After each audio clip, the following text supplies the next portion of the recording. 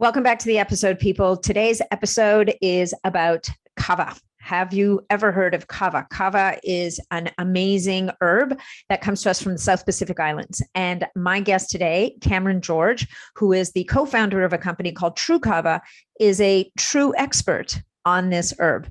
He came to it himself in search of solutions for his debilitating anxiety and health issues. And when he realized how powerful this was, and when he was able to solve some intractable issues of his own, he made it his life's work really to connect with some of the top experts in the world and collaborate with them on bringing this solution to as many people as possible. So True Kava now is a company that brings to us nootropics, anxiolytics, and now even drinks. They're expanding into the space of Kava as a recreational drink. Because if once you listen to the podcast, you will learn that in the South Pacific Islands, instead of having bars that serve alcohol, they have bars that serve Kava. There are about 50 different varieties of Kava out there, and knowing what to consume when and how to prepare it is critical to its efficacy and also to its safety. So we talk about all that in this episode. Remember that nothing in this episode is intended to be anything other than information. There's nothing here about treating or diagnosing disease or even suggesting solutions. If you hear something here that sounds like it might be a good option for you, then please make sure to talk to your medical provider or doctor and ensure that it's not going to conflict with something else that you're doing and that it's going to hit the mark for your particular case. If you decide that you would like to try some of Cameron's products, I personally put the True Kava oil into my coffee almost every morning now. I love how it makes me feel and gives me a sense of clarity and focus. You don't have to just have debilitating disease to use this stuff. You can go to truekava.com and use discount code NAT15 and you will get 15% off of your purchase. And if you can think of anybody else who would get value from this podcast, first off, please make sure that you leave us a review and then share it out with your friends, your family, your networks, anybody who you think would get value from this as well. And if you're looking to connect with me, you can find me through my website, natniddam.com, or on Instagram, Natalie Niddam, and on Facebook in the Optimizing Superhuman Performance group, where we talk about topics like this one, like peptides, like longevity, anti-aging, all day long, every single day.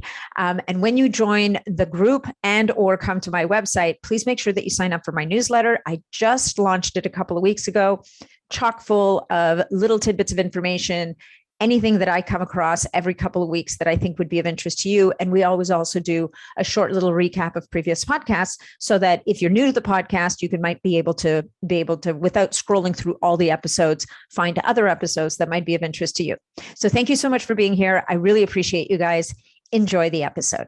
Welcome, Cameron, to the show. It is great to have you here today. Thanks for having me, Natalie. Yeah, this is going to be fun. When I actually think, I don't know if you remember this, but we met, the first time we met was, I want to say it was maybe 3 or 4 years ago at a Paleo FX conference in Austin.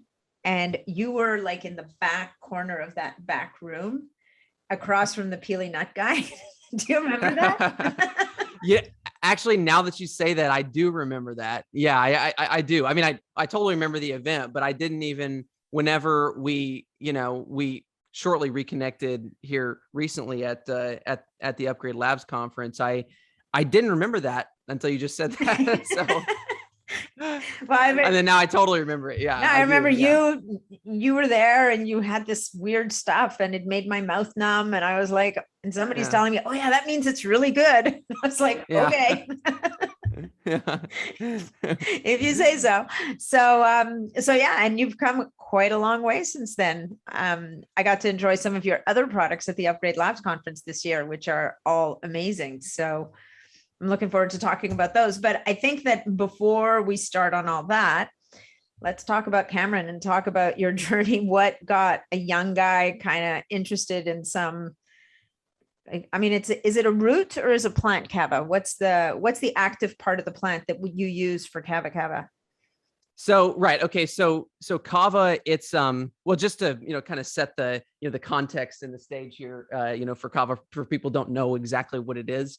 Kava is a plant medicine that's kind of in this wheelhouse of pseudopsychoactive plant medicines, like in there with cannabis and like kratom and some of these others that are starting to kind of get a resurgence in popularity. But basically it's forte. It's known as a really powerful anxiolytic, mood boosting, cognitive enhancing plant elixir. That it's a drink, actually, traditionally, that's prepared from the roots, exclusively the roots of a shrub in the pepper family called Piper methysticum.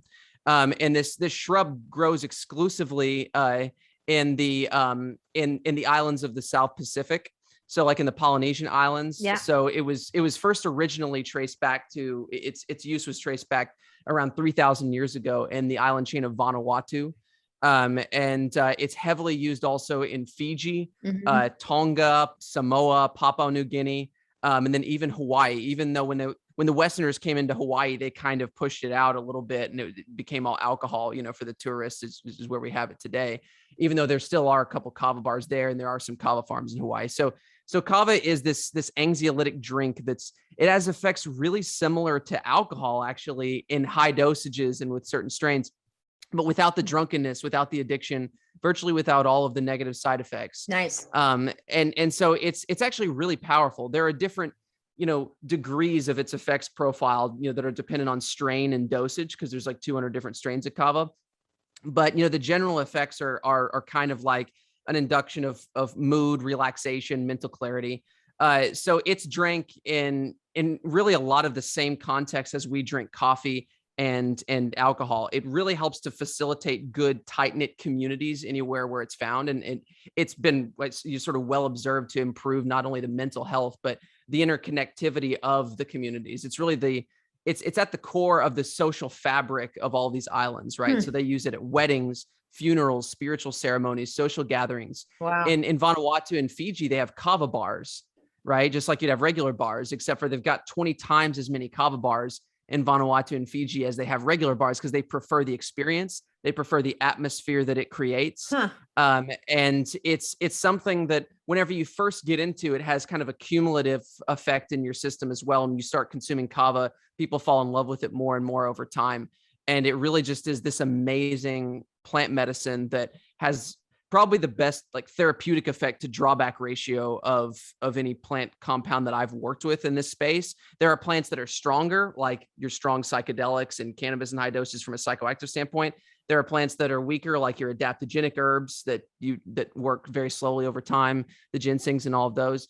But it has that perfect sort of amazing acute therapeutic application, but also with the ability to use it tonically without it sort of imbalancing your body. And knocking you off your center, depleting you, causing addiction, all things that obviously happen with pharmaceuticals long term, but that can even happen to some degree with like heavy cannabis use. It's not going to ruin your life in most cases, but it can knock you off your center and have some deleterious effects in the brain. So that's generally what kava is, and what parts of the plant are used, right? So okay, great. So let's get back to you.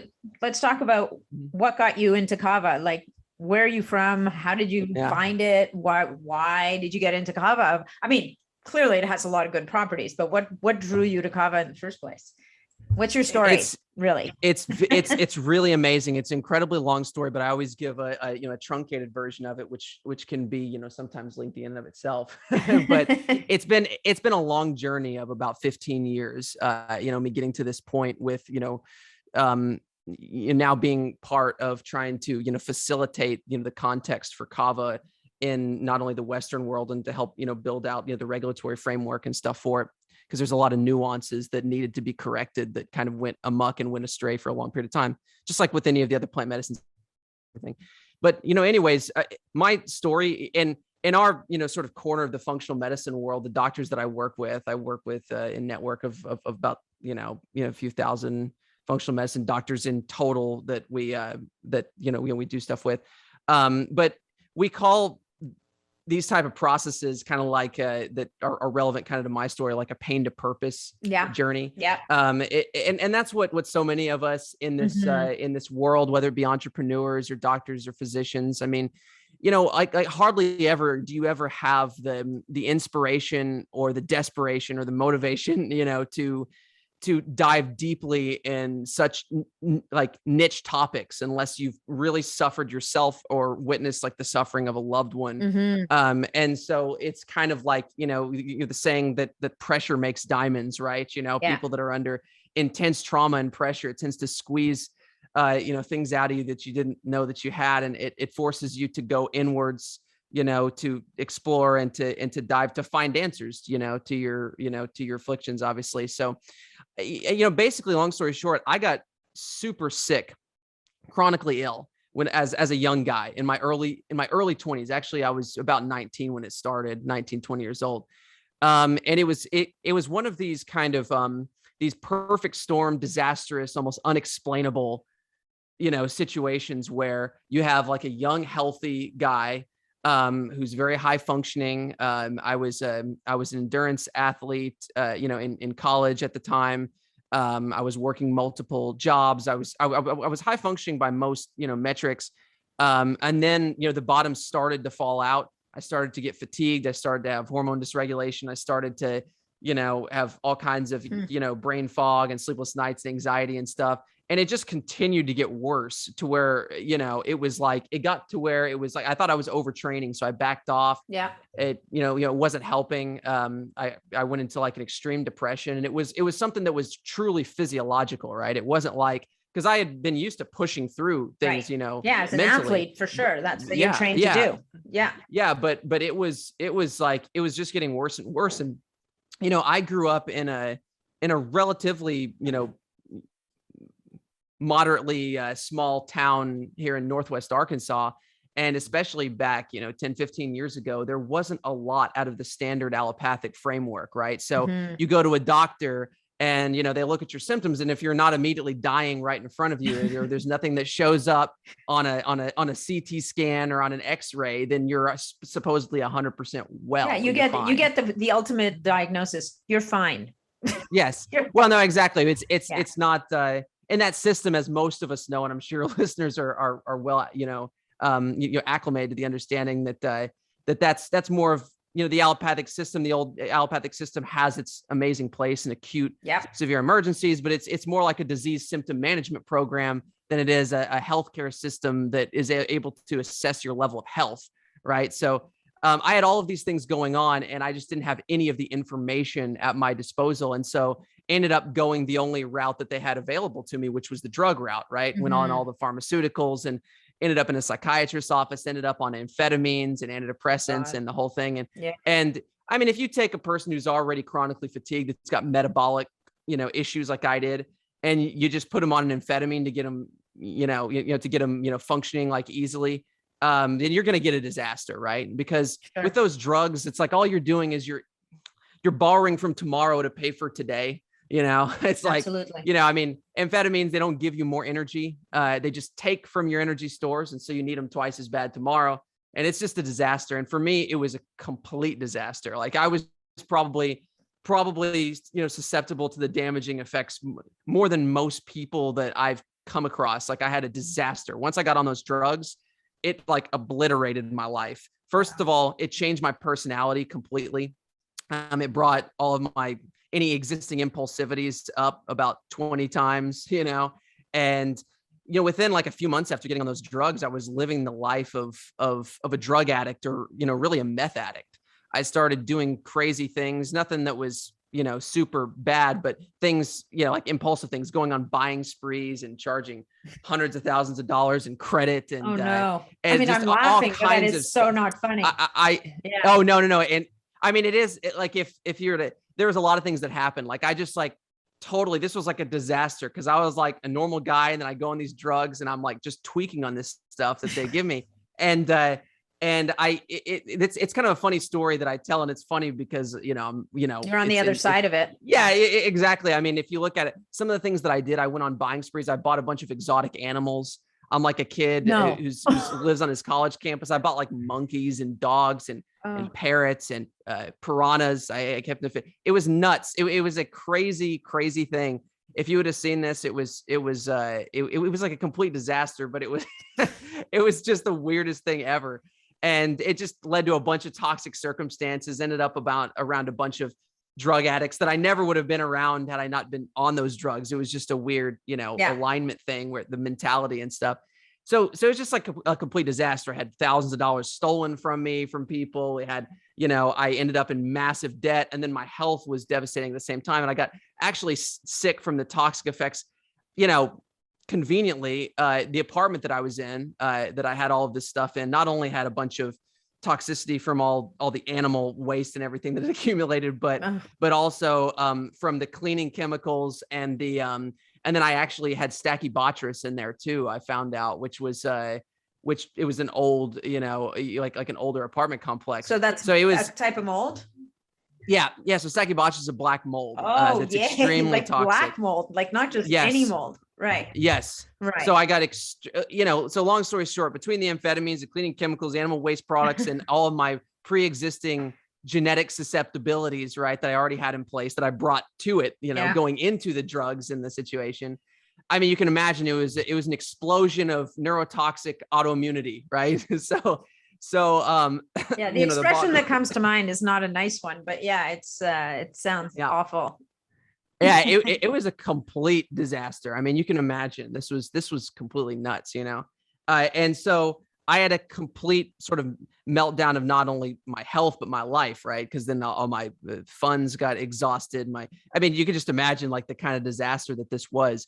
My saving grace in the situation was that I came from a family that gave me such an amazing support system that they were able to provide a sort of like a reference point for me to, relate back to, and, to get out of my circumstance and make the decision to get off the drugs, even though I was left devastated afterwards. I'll bet. After getting off the drugs, my brain was pretty devastated and stuff. Yeah. But it was actually, this is, kind of a side thing, but in those toxic circumstances, I came across plant medicine for the first time, because in an unhealthy context, I was introduced to psilocybin mushrooms. Okay. And and so I had a very, very powerful sort of introspective experience that I took this plant medicine, right? And again, it was as a recreational drug. Actually. Yes. So and I got inadvertent medicine, really. Yes. So I got anything but a recreational experience. I got a serious experience that in 5 hours, I learned more, reflectively about myself and my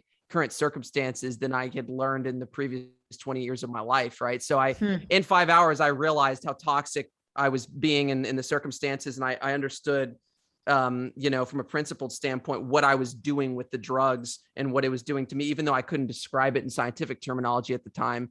I understood it, which was very, very unique and amazing. And that's the potential that some people find in those medicines. So I was lucky that I had a good experience. So anyways, after that, it was a long road of, getting off the drugs, getting back to blah, blah, blah. But I was physically devastated after this. Like when I went off of the drugs, my brain was like, it wasn't like brain fog. It was like brain dead. Yeah. And it was more devastating than like I had such severe cognitive deficits that I was starting not to recognize people in my family. I was having, memory lapses to where if I left my house, I would go back to like my parents. I had to move back into my parents because I was completely dysfunctional. Mm-hmm. I couldn't drive a car anymore. And broke. And and broke. And I couldn't explain it to people how, a person that was so young could have such like severe cognitive confusion. I would have depth perception stuff. And it wasn't until, a couple of years later, I spent, basically from then on, I just dove into, medical and scientific literature and just dove into, luckily I had developed a framework in which I was, minded in a way that I could dive into that information and it interested me and I could start to connect dots and learn by myself. But so I dove in and then just started to connect and just scour the United States, outside the United States, talk to doctors and researchers and scientists. And this, over the next several years, I continued to get sicker and sicker for the next probably 2 or 3. But I literally just absorbed as much information as I could. And, we ended up traveling around. Obviously, we exhausted the rest of the allopathic model. Medications just got drastically worse. So then we got, branched off and started traveling around, to different, functional medicine clinics and doing some different single therapies.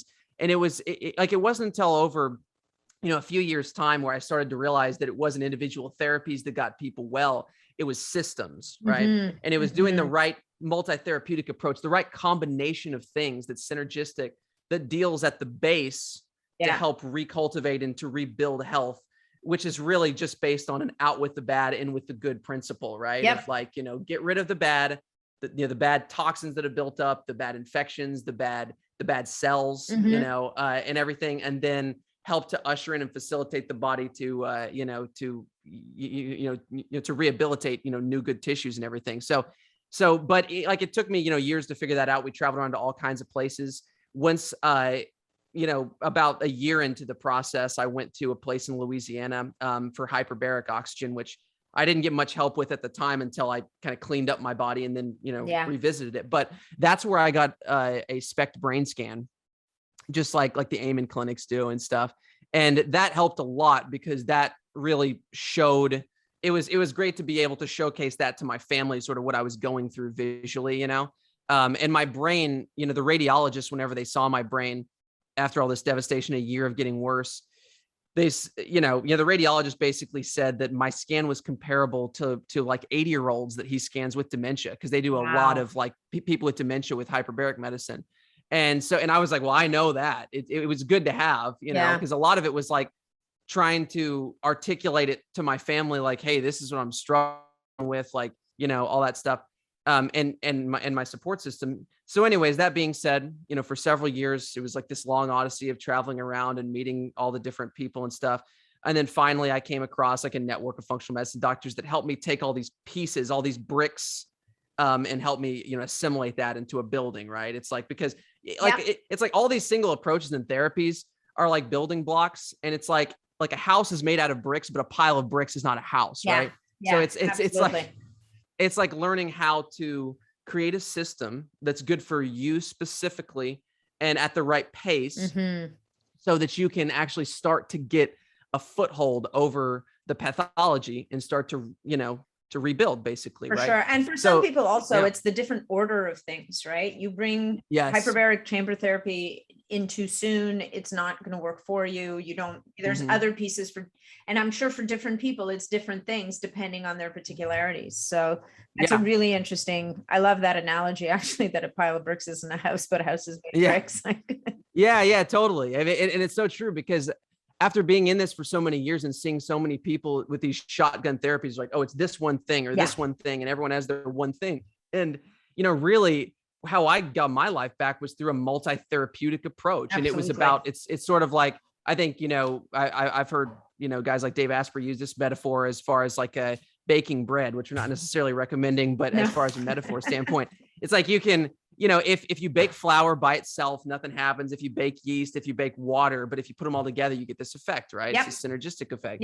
And it's finding the right synergy and then, continuing that for long enough, to get that.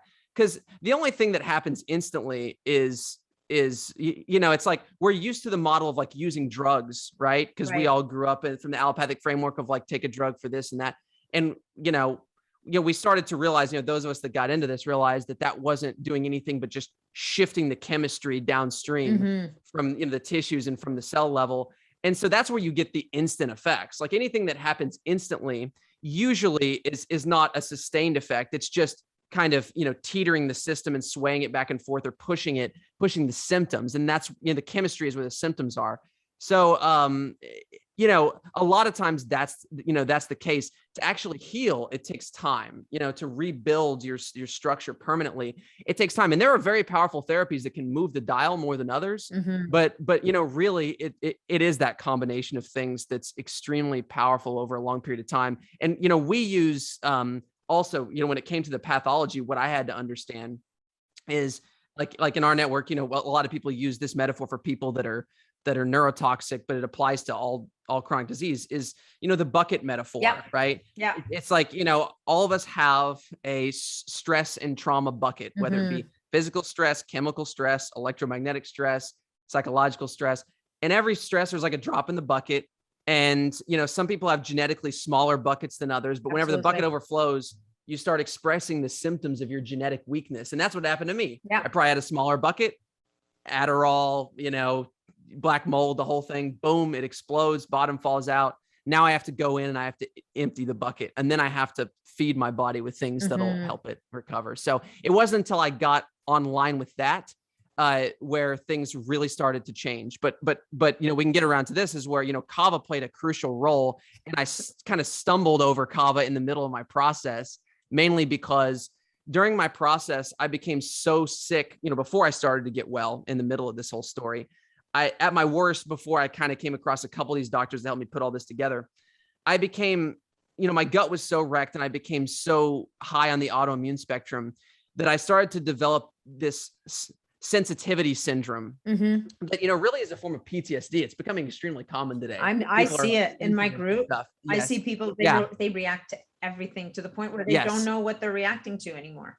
And it's like, yeah, exactly. It's like, the bucket is full and the body senses that it's being over traumatized. So it starts to wire a defense response where it's like, hey, stop. Everything you've done to me has screwed me up, and then it just gets confused, because then it's trying to protect you, right? It's an evolutionary response, the fight or flight, trying to get you away from the tiger. Yeah. But when everything becomes a tiger and it can't discern anymore because there's no good cellular communication, you can start reacting to almost anything. Yeah. So that's what happened to me. I started reacting first to drugs which I wasn't taking many of those anymore. No. But I would react to supplements, and then I started reacting to foods. And a lot of that happens because you get leaky gut and you end up with leaky membranes and leaky blood-brain barrier. Yeah. Proteins cross that shouldn't. Your immune system starts to prime, and then your body starts reacting more. And mine was extremely leaky, I can guarantee that. And it was, so I started reacting to foods, and eventually got so sensitive that I was even reacting to water. And that's whenever it got extremely dangerous. I didn't even know that was possible, right? It's like I was so sensitive that at one point I'd put a drop of water in my tongue and I'd go into a full grandma seizure.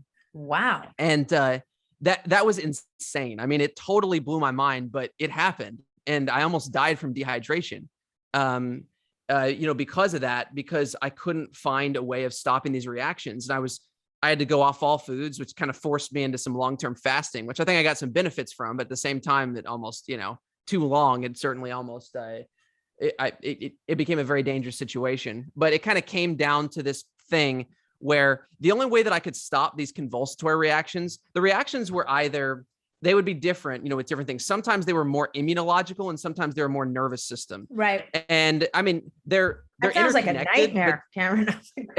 It was a complete nightmare, beyond my wildest imagination. It was, especially as being so young and everything, and going through that, and thank God for my support system. That's all I can say. But basically I had to figure out, a lot of times these reactions parallel each other. It starts off nervous system. It becomes immunological. If you swell, if you get itchy, if you get anaphylaxis, swelling of the trachea, that's more immunological. And then, the nervous systems are it's still my nervous system reactions, my trachea would squeeze like someone was strangling me. Nervous system reaction can really parallel it. Yes. A physiological reaction. And it's it can be driving so bad, the physiological, right? I mean, nothing happens without the nervous system. But it got so crazy that it literally would put me into seizures, right? So it was like my reactions were becoming very lethal, and they were becoming torturous, to where it was depleting my body so much to have them. And when you're reacting to everything, you have to find some way to stop the cycle. Because I got to a point where I was I met a couple of functional medicine doctors, one that really helped me tremendously, who became a good friend of mine. But I had a lot of good strategies, but unfortunately, we couldn't implement any of them because I couldn't tolerate anything, right? So it's like we were trying to find a way to interrupt that. And the only thing that would stop my convulsions was a high dose of benzodiazepines, even though I would react to them too. If I took a high enough dose, it would neutralize the reaction once they kicked in through the GABA centers and shut down the excitability. The problem is, you start doing that regularly, you're going to end up with far worse reactions, because borrowing from tomorrow to pay for today, you deplete that chemistry that you're using up. You're using up those chemicals that are inhibiting the system. So then you become more vulnerable, and you ricochet even more in the opposite direction. And benzodiazepine tolerance and and the withdrawal is epic. It's the very withdrawal hard to get off of. I was so fragile and already having seizures. You can imagine if I started having withdrawal from those things, it was becoming extremely dangerous, right? Mhm. So I was using them just to eat, right? I was using them just So to, you wouldn't to starve. survive. Yeah. But exactly, and to drink water. And at one point I couldn't even do that, and we got really lucky that there was kind of a unique way that we stopped the reaction long enough where I went on this long stint of not being able to drink water and went several days without water and almost died from dehydration. But after we got through that, I was not out of the woods. I was trying to find a transitional strategy off of these benzos that could still sort of, reduce the overexcitability to where I could sort of get under the hood and start working under the hood, because there was all this craziness going on in the surface. I just couldn't do anything. Mm-hmm. And I was in a very dangerous situation, kind of getting weaker. So I knew enough. I'd been, by this point, this was a good, 7 years into it, where I delved, deeply into, herbal medicines and plant medicines, and had a lot in the back of my head. And I knew that, a good strategy was to try to find a combination or a plant-based analog to a benzodiazepine that could prop up the same receptors to allow me to transition safely off. I wasn't sure I was going to find it, because, finding something that has the power of a drug, or at least in the same ballpark, seemed a little bit unlikely, but it was the only good strategy that I had outside of using some other compounds to dance around those receptors. But anyways, after, looking through the literature and talking to people, like, of course I came across Kava, because Kava is known as, a plant-based benzodiazepine in a lot of ways, with all these other effects, right? And it binds to the same as benzodiazepines and alcohol. And the Kava lactones, the active constituents, bind to those and many others as well too. But its main affinity is for the GABA A receptors. And that's the main inhibitory system in the body that calms down the glutamate response that's going crazy in these, which is the most excitatory, sporadic, chemical signal in the body, really. And so it's I came across it, but I kind of dismissed it, like a couple years prior, because I tried these capsules from the health food store, and they were branded under the name Kava, which is what it's generally referred to as in the States and America, where you do see it, and it's limited where you see it. And I also saw these claims about liver toxicity and some different things that kind of concerned me, and I just kind of looked over it.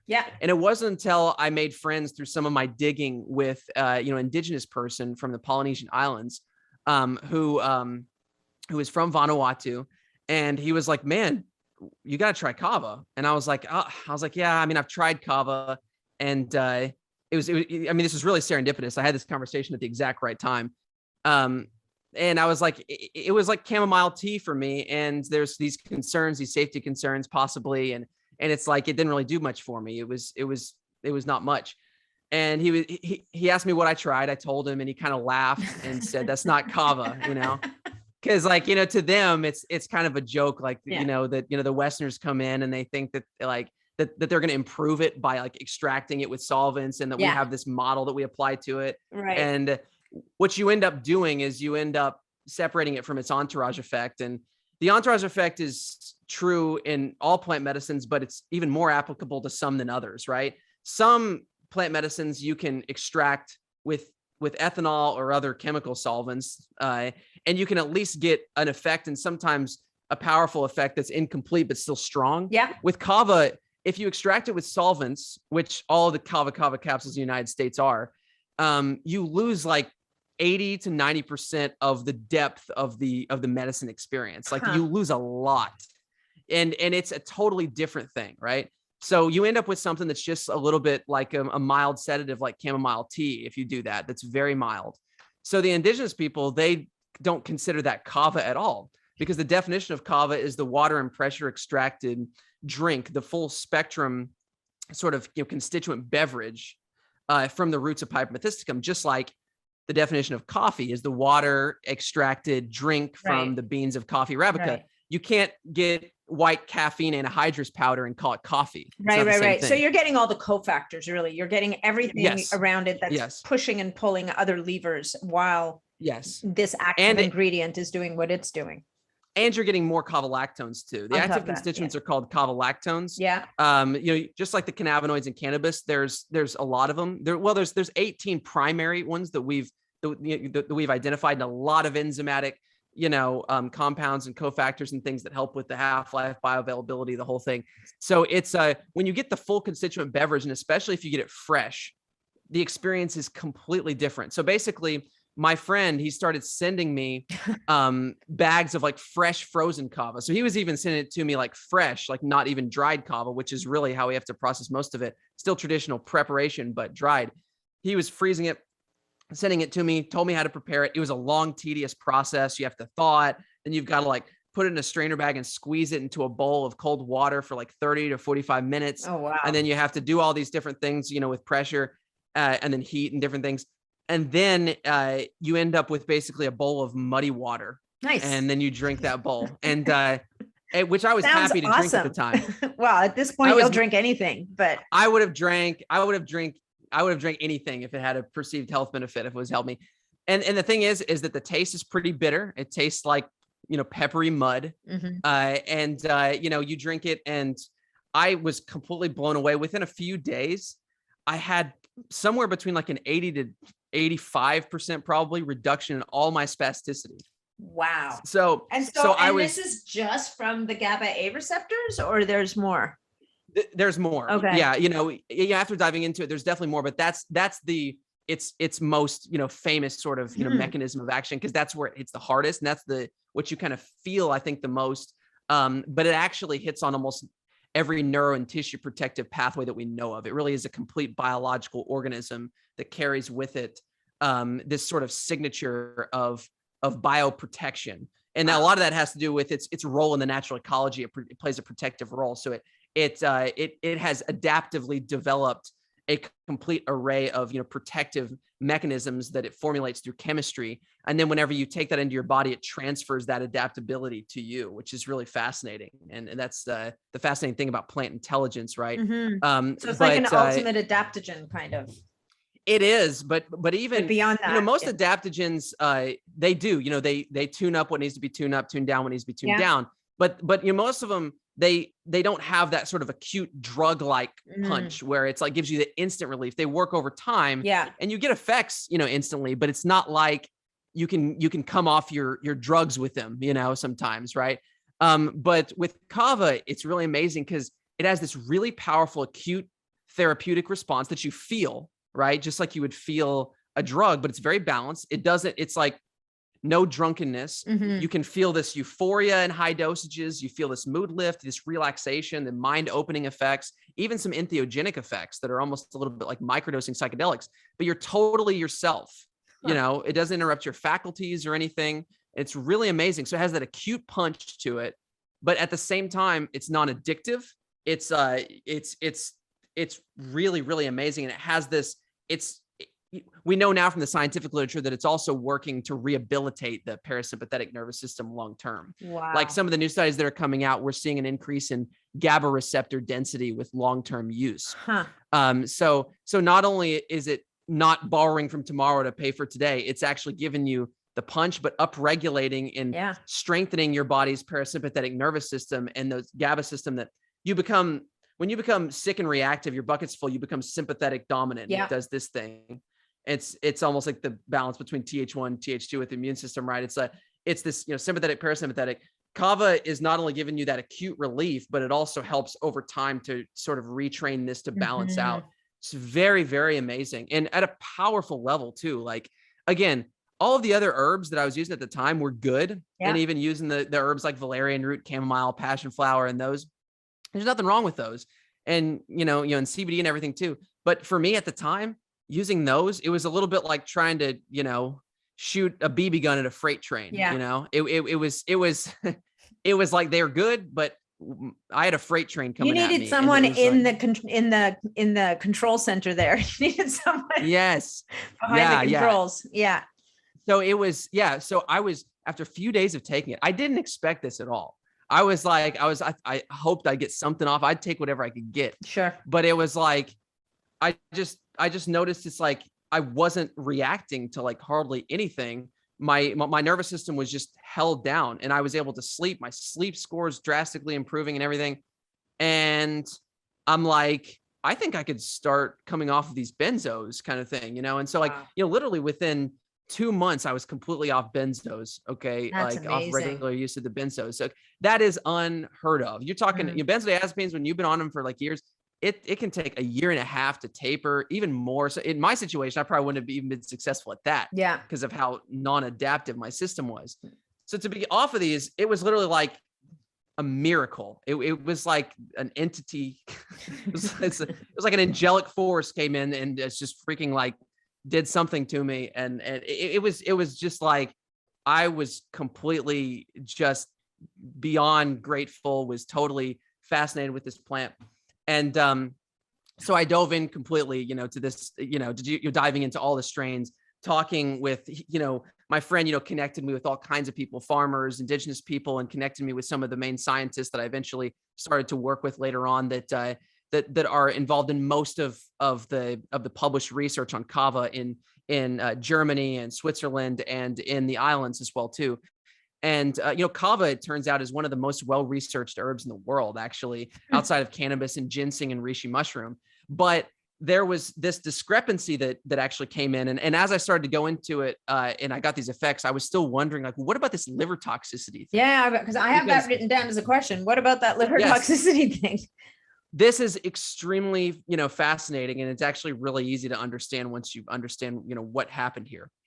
Okay. So just like most plant medicines that we have, today, a lack of nuance first of all, we're kind of in the middle of this plant renaissance right now. We're in the middle of a renaissance of a lot of things, right? Yeah. From new discoveries to rediscoveries of old principles. But, everything that happened with CBD and cannabis, where we saw it as this innately bad thing. And then we sort of re-examined it and realized, oh, there's more nuance. Context matters. Like there's a part of the plant that's actually not psychoactive at all. And then there's a way of using it, hybridizing it maybe, that's not so healthy.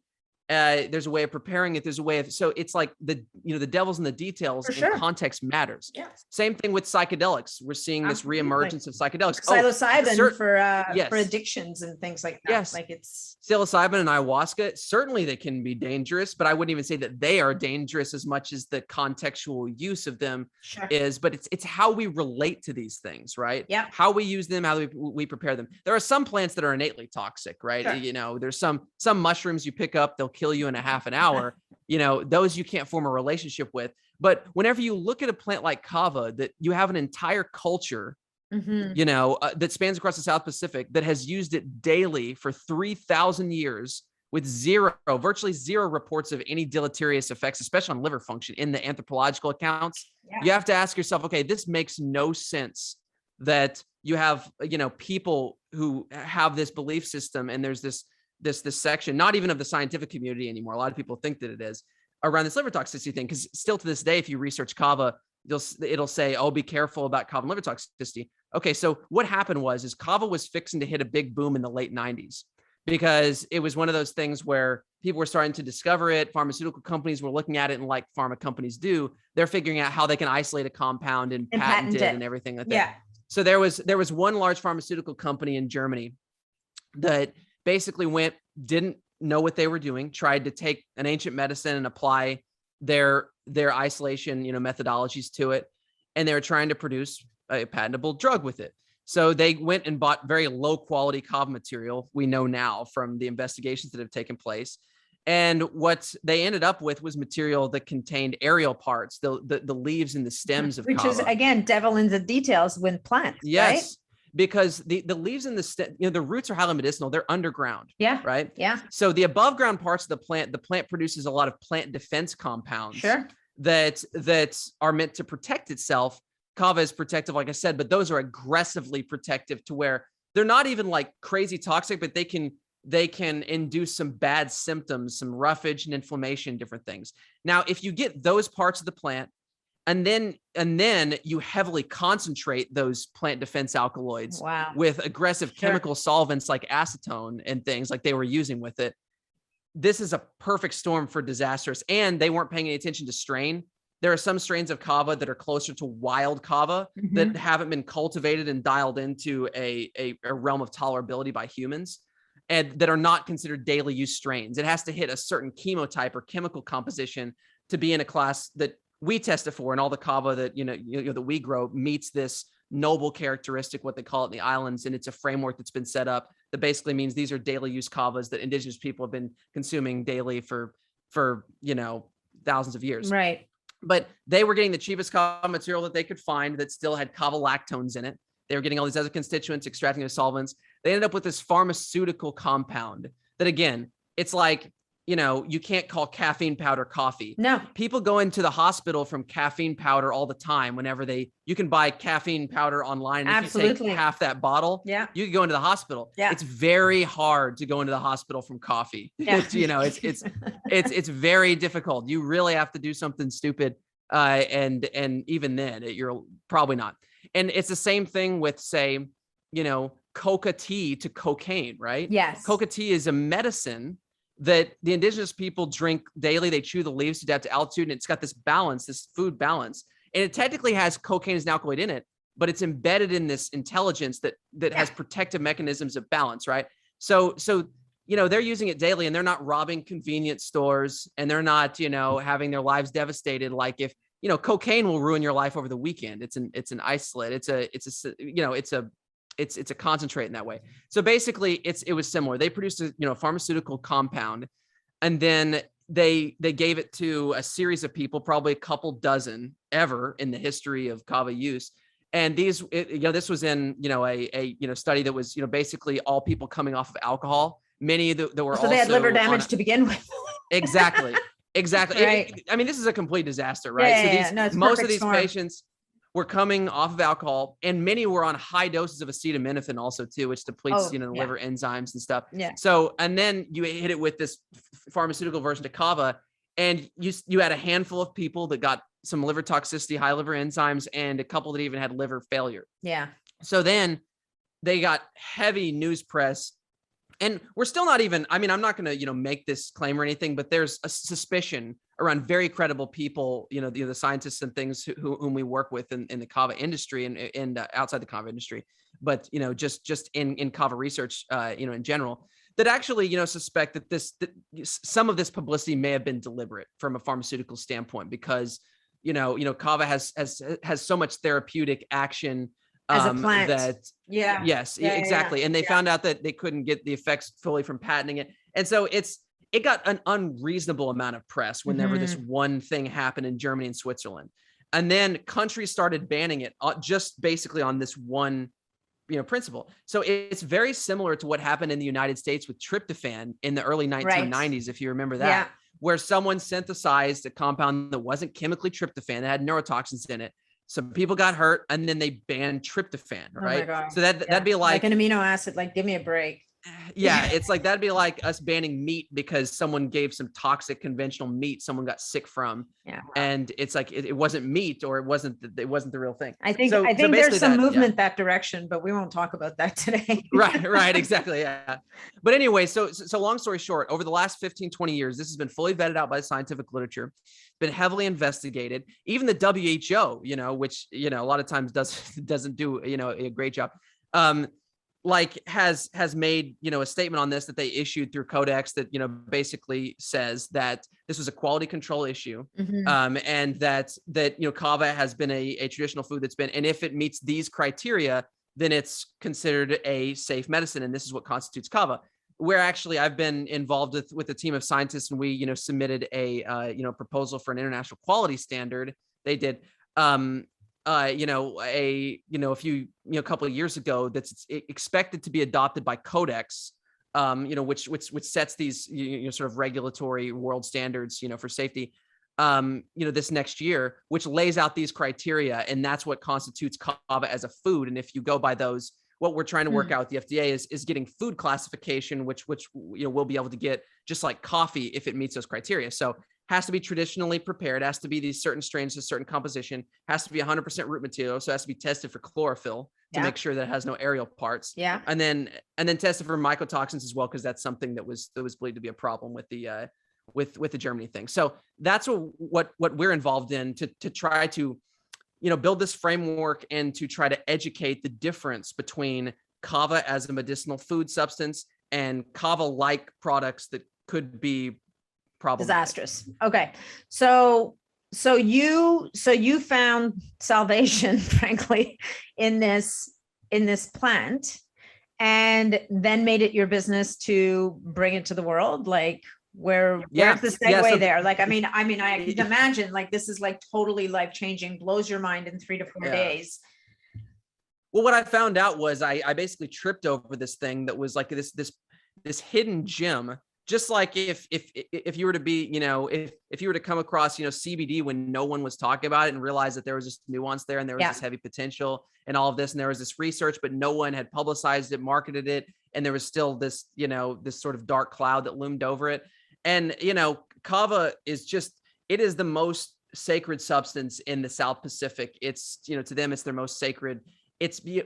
They consider it not just medicine for the body because they don't have a lot of the same ailments that we do because of our environment and stuff, but they see it mostly as medicine to the mind. Sure. Because, because long-term it has, like I mentioned before, has these subtle entheogenic effects that, just like happening with psilocybin mushrooms, they help with left-right brain connection, basically in alignment, right? So it helps to does it actually act on that? Is it the corpus callosum that connects the two lobes? That's what's been theorized, and we know that that it hits a lot of those systems that interconnect the systems as well. I mean, it has serotonergic mechanisms, dopaminergic mechanisms, cholinergic mechanisms. It's got, of course, the GABAergic mechanisms, then a lot of other neuroprotective mechanisms as well too. But basically it induces a state that is like a subtle psychedelic that leaves you sober. In fact, I'm starting to call it the sober psychedelic because it can be tolerated by almost anybody. Yeah. And in high dosages, it makes for one of the best sort of, community building, sort of social enhancing experiences, because you're totally yourself, but you're just this more sort of reflective, introspective, where you can sort of see the big picture. These psychedelic compounds, by sort of, connecting the hemispheres of the brain, it allows you to access more of your complete mainframe. Mm-hmm. And it induces something that I call systems thinking, where when you're in a stress state, your body goes into this state where you can only see what's right in front of you because it's kind of a survival thing. Your body focuses in. Yeah. And that's what happens when you take psychostimulants. That's why drugs like Adderall suppress your creativity. Yeah. And you can just see what's right in front of you because you're just fighting off the tiger and your body pulls its resources away from that. This relaxes you, puts you in an alpha state, but opens your mind up in this amazing way where you can kind of reflect and see the big picture and kind of examine the circumstances of your life. And over time, being in a different perspective or state of mind, just like with psychedelics, creates new neurological structures because perceptual experiences will create neuroplasticity. Yeah. And so you'll start to think in different ways. Yeah. You're rewiring your brain in a way just by allowing different pathways to build and thinking differently.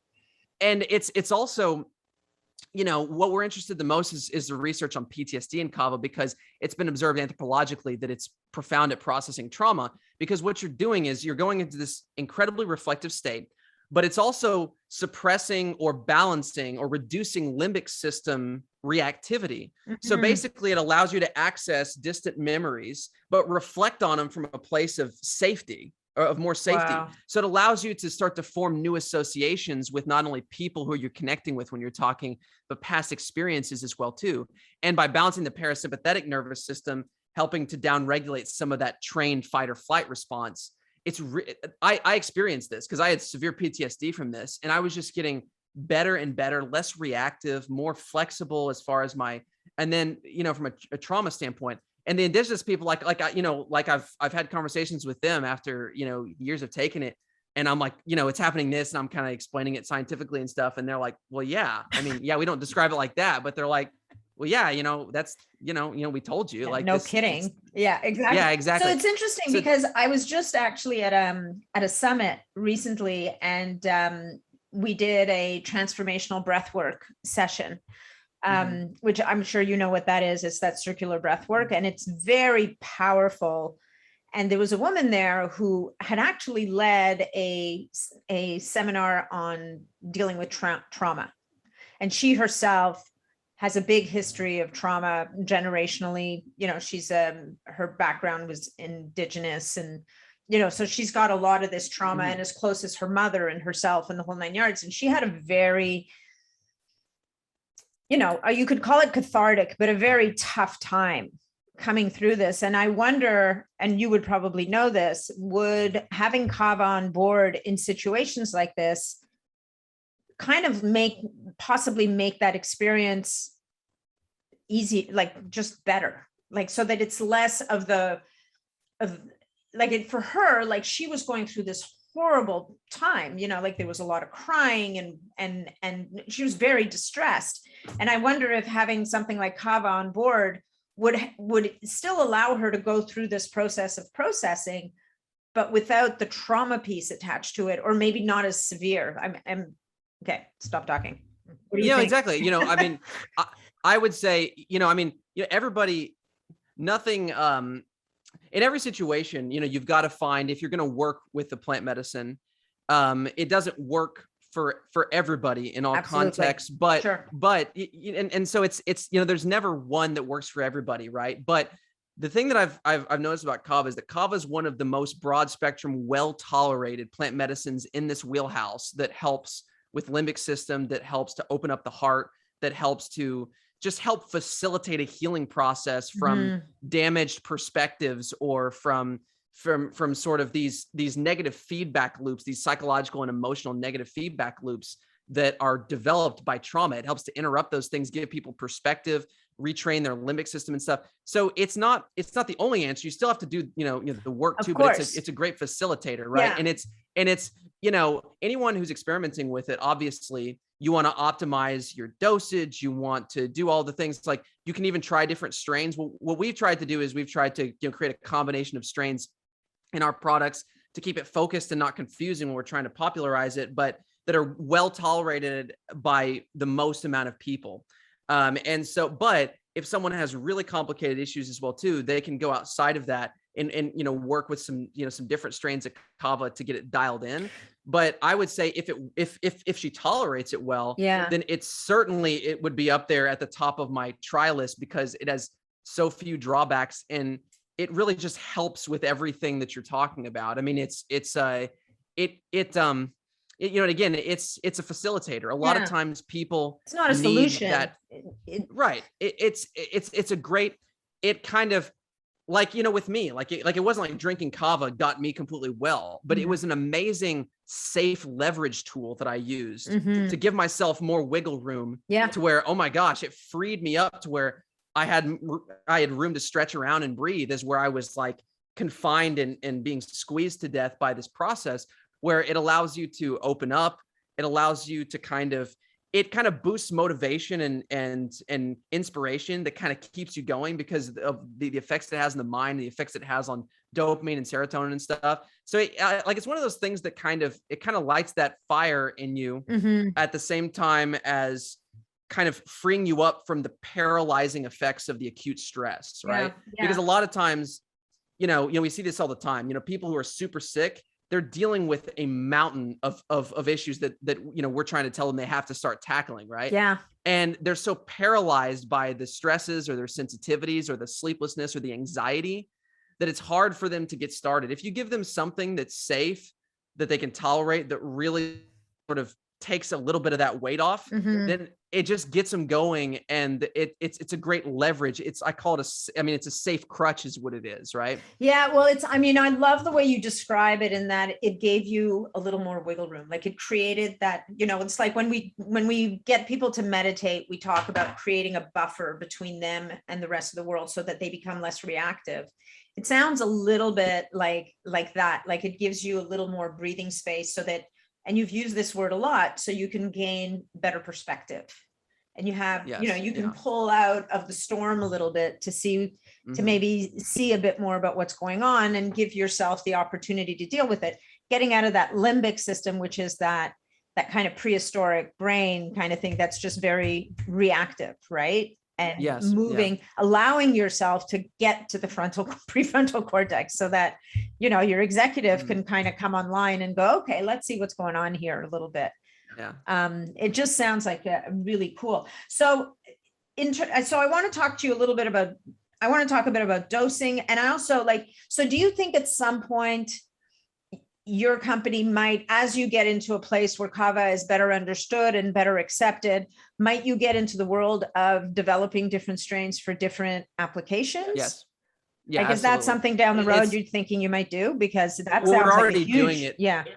Yeah. I mean, we've already done tons of R&D on different products, but as we were launching this thing, because there's so much education and we're trying to create this Yeah, framework for Kava, we're trying reaching, the most people first. And so what Sure. we're doing at this stage is trying to build like a live brand, but also that can, we can start to integrate Kava into all of the the main layers of the marketplace, because Kava has every possibility as eventually becoming in the same wheelhouse as far as how common it is as a cup of coffee, right? Yeah. Because now there are different, what you would get at a check-in counter wouldn't be what you'd get at your highest, medicinal dose like therapeutic.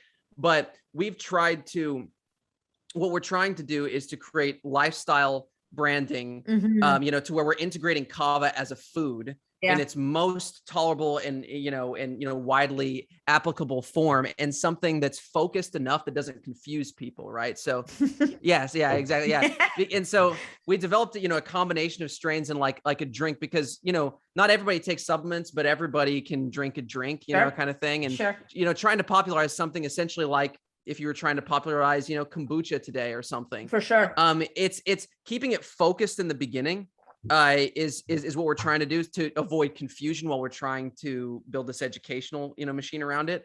But we have R&D ready, basically, that as we go in the next year, 2 years, we're going to start integrating more specialized products. And I've got a lot that I'm going to do to build out the the wing in the medical space, specifically for clinical application, various strains, different forms that are in smaller volume that can be taken in capsules that still give that effect of the drink, which is hard to do for a lot of reasons without using solvents and things. Oh, okay. So let's talk a little bit. So you have 3 different products right now. One, which I just held up. You have the tincture, which is the first product that you had. And then the other one is sitting in my mother's fridge in Florida because I couldn't figure out a way to get it home.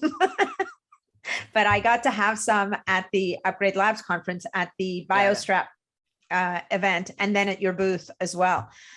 So are all of these products basically different variations of the same strains that you have in your tincture, or are you already exploring different strains with these products? Because I haven't tried this yet, only because I wasn't sure what it was going to taste like. But the carbonated drink that you made that we had was actually delicious. Like, it was really nice, and it didn't, the tincture, I would say, is a bit more of an acquired taste. I see it as a supplement more than something I'm taking to enjoy. And I didn't know where this one was going to land. And well, that's exactly it. The drink actually isn't available to purchase yet. We showcased at the conference as sort of a pre-launch type of thing. We're setting up kind of a subscription service that the people can get it. It's kind of tricky because whenever you're shipping a lot of high volume liquid and stuff, the shipping costs and stuff. But that is the product that we're rolling out retail. We're going to do regional retail thing, and that's where we're going with it. Health food stores and different things. So that's where we're moving with that. And that really, to me, is like the main product, because that we can proliferate the most in the culture, and we'll have more potent forms of it that'll be like available, kind of like that we're wanting to move towards, like the liquor store type of a thing, where you have a more potent product that packs a harder punch that you could have. And the drink that we have right now is more what you would buy in a health food store, once we get to that point. But it's the one that just like having a beer or a coffee with someone, you can enjoy that drink and you don't have to prepare it or anything, and it gives you the effects of Kava there. And it's like sharing it, with someone. And now, what about like this? This is like a little shot. Yeah. So the shot is actually the exact same as the drink, but just flavored differently and in a 2-ounce concentration. So it's so can the drink I add this to my San Pellegrino? Yeah. Yeah, absolutely. Yeah. Oh, That's why I haven't opened it, because I was like, I don't know how to use it, so I'm going to wait till I interview Cameron. Yeah. So the 2-ounce shot is basically, we make it at that concentration, then we add more water for the drink, right? So that's so brilliant. it's the exact same combination of strains, which is it's a proprietary combination of the most well-tolerated strains. There's over, there's several hundred strains of kava that are actively used daily in the islands, but there's a few that are just really broad spectrum. There are some, just like cannabis, that are more heavy and like sedative, and there's some that are more heady, like nootropic, mind lifting, all the stuff that we talked about before. But what we didn't want something that was sedative, but we wanted something that was a combination of calm and focus and mood lifting that would give you the effects of alcohol. We don't want something in these products right now that's going to put you to sleep, but we want something that leads to a good sleep, that kind of puts you in that alpha state where you can access the better parts of yourself. So we came up with a really good combination of strains, and it's prepared totally traditionally and stabilized, which was difficult to do as well, especially in that volume. And then to actually make it taste good was also very difficult, as far as the drink is concerned. Yeah. Which I think we did pretty good there, and getting better with every run.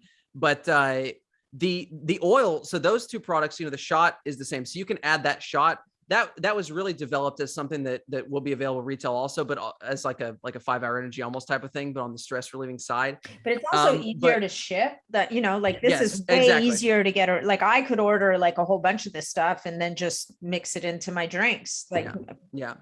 And we have another product that we're working on right now that will be a food product that will come kind of in packets, like how you get like the sachets, the mushroom pack is exactly that is a powdered version that's mixed with flavor that you pour in, so that's easier too. So that and the shot will be easier to buy online in quantity, obviously, so where you're not shipping as much liquid. So those kind of have a little bit more of that sort of recreational potency. The line that we're working on in the future that's going to be like sort of like that like liquor store level line will be like fresh stabilized kava, and at a much higher concentration that'll be even more so like almost like buying a fine wine is what we're looking at for that one. Where that one, where it would take several drinks to get to the same level you would with one on those, where you'll feel the effects pretty powerfully on those, and that's in the future. But the Kavaplex oil is like the baseline sort of entry product. It's like the food product, almost like an MCT oil type of its purpose use, but really a supplement to like a CBD oil or possibly even MCT oil as far as like the potency, compared to the drinks. So, the Kavaplex oil, I do see it as more of a supplement, but also kind of like a functional food at the same time. Yeah. And it's meant to be at a concentration that is most versatile and well tolerated by the greatest amount of people possible at any time of the day without being overwhelming at all for anybody. So even children. So this is the one that we have a lot of physicians that are using with children.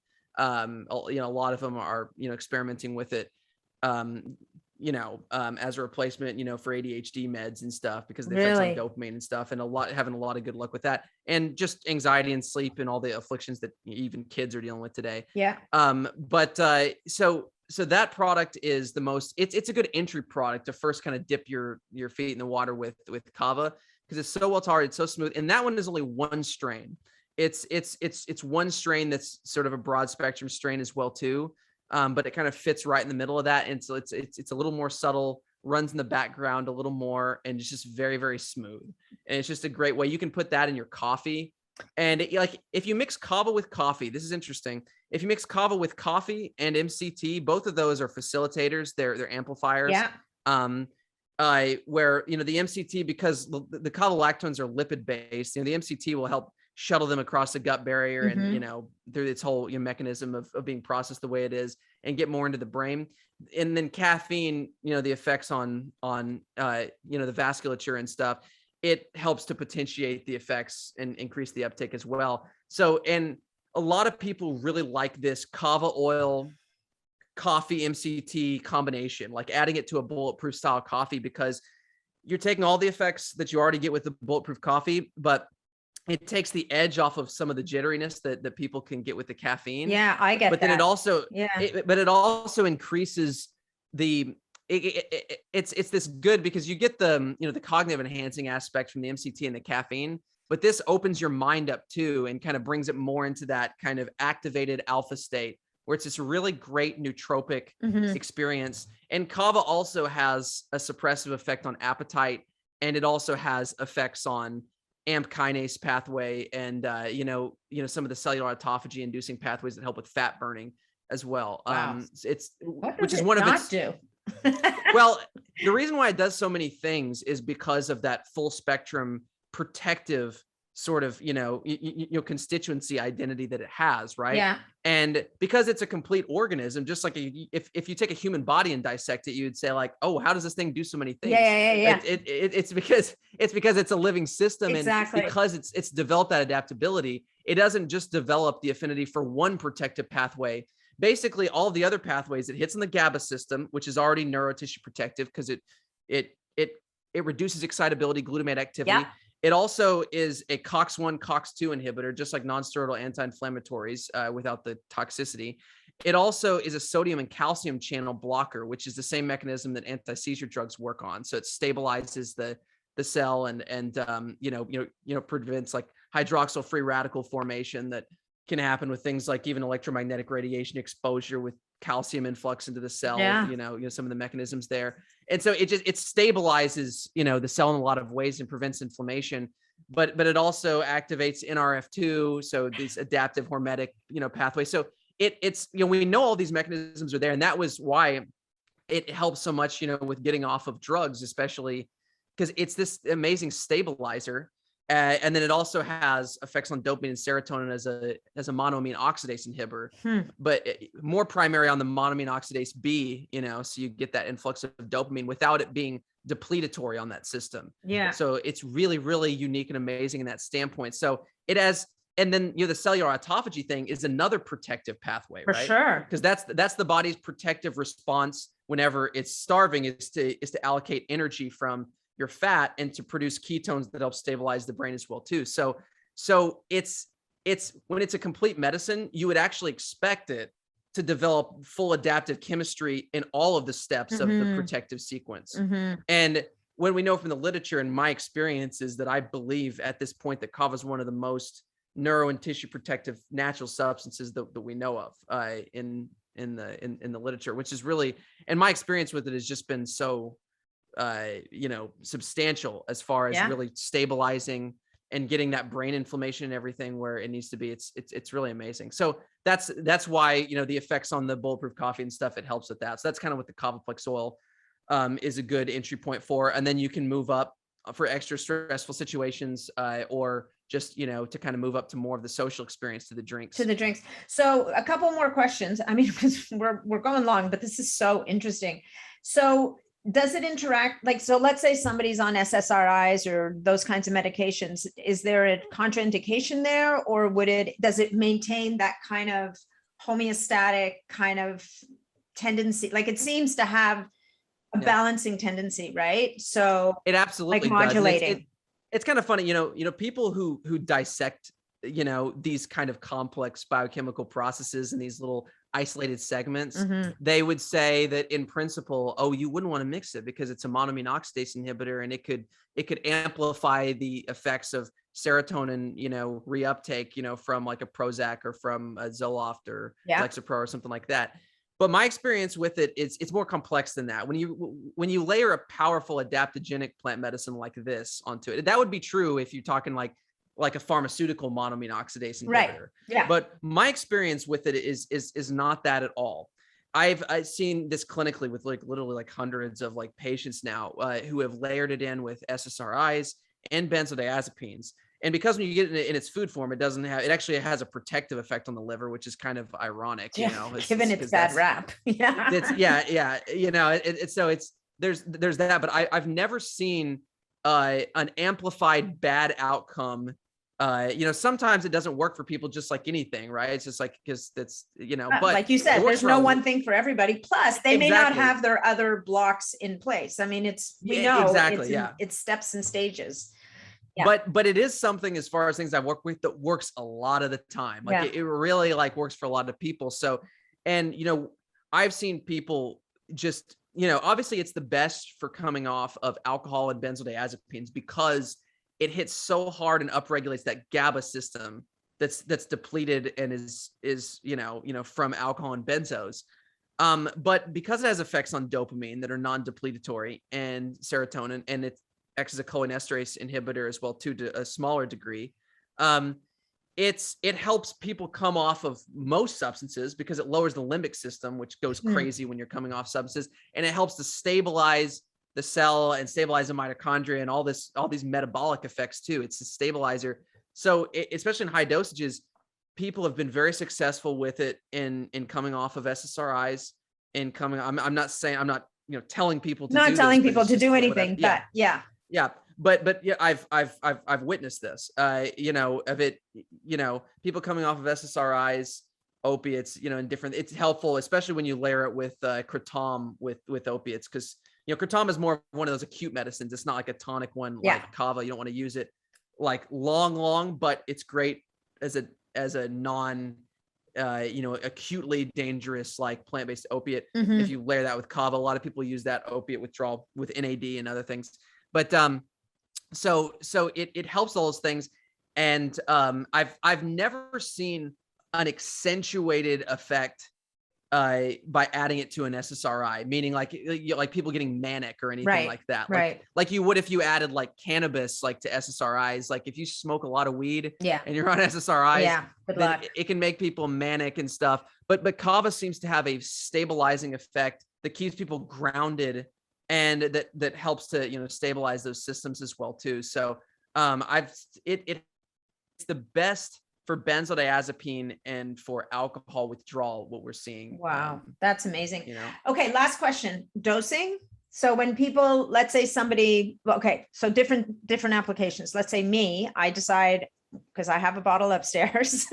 So I'm going to start, let's say, putting it in my coffee in the morning, which sounds like a really great way to try it, because coffee tends to make my teeth chatter because I'm a slow caffeine metabolizer, the whole 9 yards. But I want to access the benefits of caffeine without the negatives. And this sounds like it could possibly be that thing that helps to smooth the ride a little bit. So for a lot of people it is. For a lot of people, it helps quite a bit. I still can't do it that much because when I was sick, I became so sensitive to stimulants. It doesn't take much at all. And so Kava for me is like an alternative because it's activating yet calming. So a lot of people actually get from Kava what they want from caffeine without the caffeine. Exactly. And then other people tolerate both. Well, I mean, look, I don't drink caffeine. I don't have to have coffee. At the end of the day, I've gone 2 years without any caffeine. Now I use it on occasion, just, I don't know, cause maybe I want to be hyperproductive, although I've got lots of other little toys in my tool chest down there. But it would just be an interesting experiment for me to try it with caffeine and then just to try it on its own, because I'm just one of those people that loves the smell and the taste of coffee. Me too. It's my jam. When I was a little kid, I would go, there was this coffee shop in Montreal called Van Oot, and I would go in there and I would just smell the coffee. That's the thing that's great about coffee, is that it already produces this very, very magnetic sort of aroma and taste, and that's been one of our challenges for Kava, because Kava from a medicinal standpoint, to me is right there and, surpasses it in a lot of ways, but its natural form is not as, so we've had to flavor it and we've had to, do work things to, it. sort of help facilitate. Yeah. Because it's not the same way. Like your coffee, it just has that amazing, the smell, the whole thing. Yeah, no, literally there's nothing. So, but you can put it in like I could put it in my decaf coffee and then just compare and contrast. So that's that one type of dosing. Now, if someone is wanting to access it more as an anxiolytic or to help with sleep and that kind of thing, would that affect the time of day that they would use it, or is using it in the morning enough for the whole day? And would they dose it different? Would they use more? Is there such a thing as too much, or do you kind of play with the dose until you find that sweet spot for yourself kind of thing?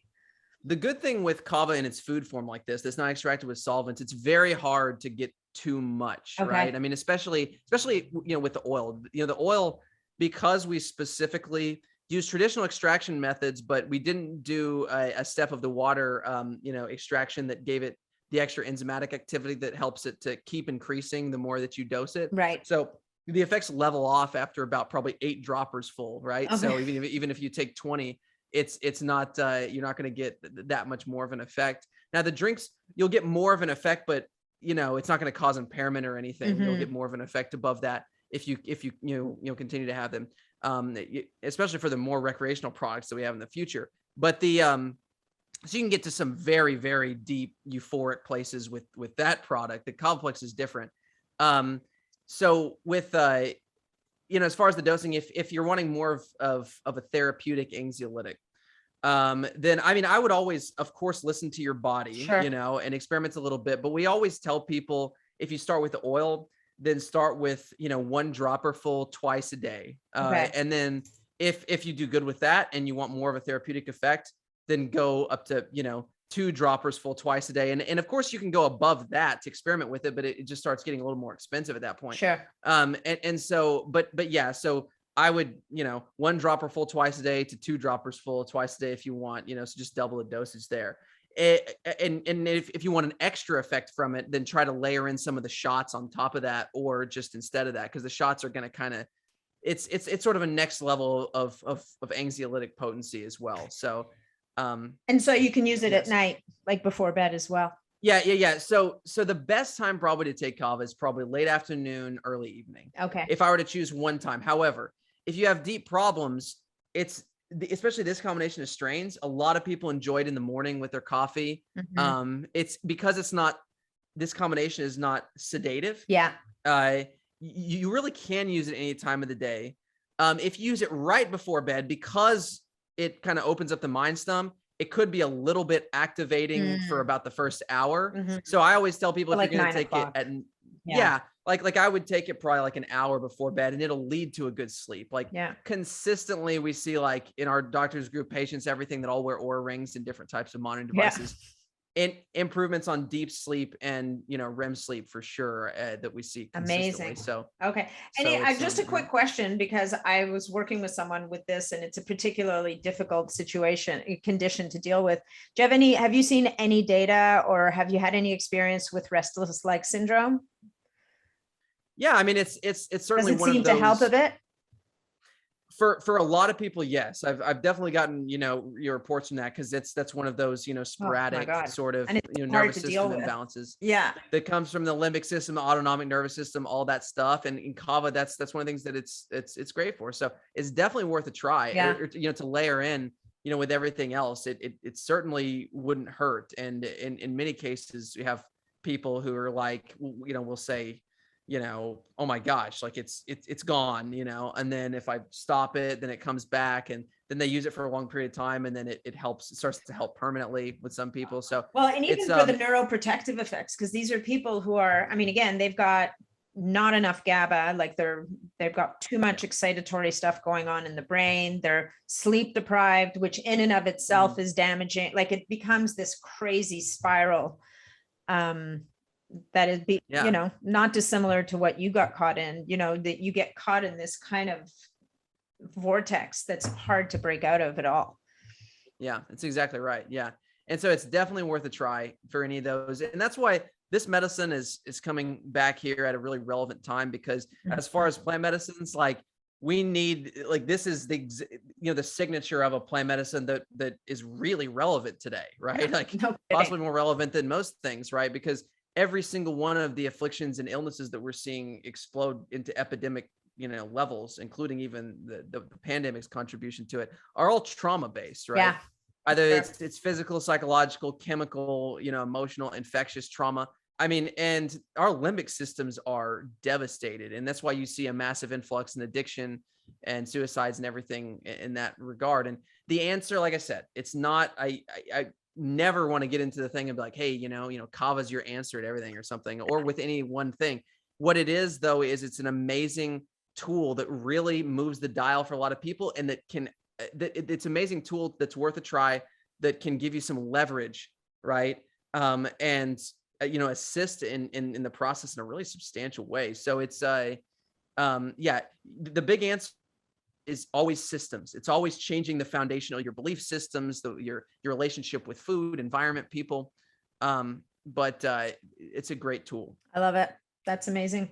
Well, Cameron, I think maybe we could probably keep talking, but maybe we should let people go and get their Kava on. Thank you so much for today. We have a discount code for people. If they want to go, you're going to tell us where they can find you. The discount code will be NAT15, NAT15, and that'll give them 15% off. But why don't you tell people where they can find you, where they can get Kava, where they can learn more, all the good stuff.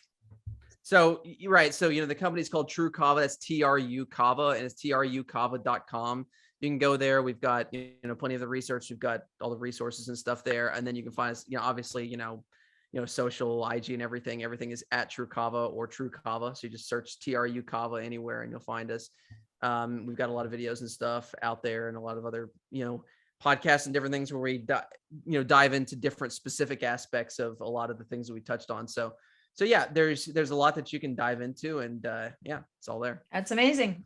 Well, thank you so much. Thanks for your time. I'm so happy that we reconnected. And I mean, thanks to Dasha also, she dragged me over to your booth and she's like, oh my God, I need to talk to Cameron. So love Dasha. Yeah. Great connector. Absolutely. Yeah, exactly. Well, and actually, you know what? Last thing is she and I are going to be hosting a women's retreat in the Dominican Republic in February. So we've been talking about kind of cornering you and getting some Kava for that. And, instead of a glass of wine at the end of the evening, have our guests enjoy a beautiful, refreshing and relaxing glass of Kava instead. It's perfect for events. It really is amazing. It really opens up, like I touched on this earlier, like one of its best attributes and why it's most relevant outside of the individual, therapeutic, contribution that it makes is that it creates more of like, we said before with, creating some flexibility and wiggle room and opening you up. It opens up the mind, it opens up the heart, opens up and induces empathy, and it allows conversation and, interconnection to sort of flow and happen much easier. That's why people love the environment at Kava bars, is because I've had some of the most, unique and amazing conversations of my life over Kava with someone, because it really helps to facilitate that. And a lot of people that are kind of paralyzed by their trauma and especially have social anxiety and stuff, it gives what a lot of people are trying to get with alcohol without a lot of the nonsense that comes with it, right? Yeah, exactly. It's not sloppy like that. Yeah. Like at higher doses, you get that, inhibition of your stress, you get that sort of introspection, that opening, that sort of social lubrication, but you become more of yourself instead of less of yourself with higher dosages, and conversation gets more deep and interesting instead of less deep and more primitive the more alcohol you consume, right? Got it. Love it. So it's really amazing for events. It's great stuff. All right. Okay. Well, we'll be looking forward to that. Cameron, thank you so much, and amazing rest of your day. Thanks so much.